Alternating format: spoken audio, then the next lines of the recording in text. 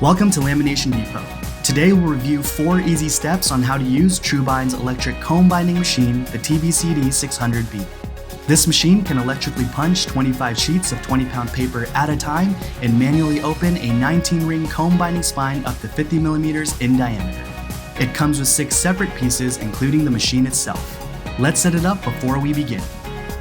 The wire opening lever connects to the left side.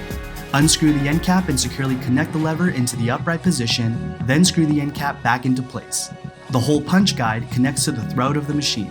The foot pedal and power cord will both connect to the back. The manual reverse handle connects to the right side. Remember, this handle is only to be used when the power is completely disconnected. Lastly, don't forget to check the built-in waste bin and empty it from time to time. Now that our machine's set up, let's get started. Step 1. Turn on the machine using the power switch located on the rear. Then set the depth margin based on the thickness of your project. Step 2. Insert a single test document into the machine and line it up against a sliding hole punch guide to line up where you want the holes to be punched. Be sure to disengage unused pins to avoid half-punched holes on the edge of your document. Then punch your documents using the electric punch button or press the electric punch foot pedal.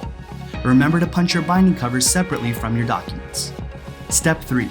Start with your lever in the upright position, then place your comb onto the comb opener. Pull down the lever to open up your comb just enough to catch the holes of your document. Step 4. Place your document face down onto the teeth of your open comb. Then close the comb by lifting the lever back into its upright position. You're now ready to start binding. Thanks for watching another how-to video by Lamination Depot. Be sure to check out this machine and many other products at our one-stop shop, laminationdepot.com.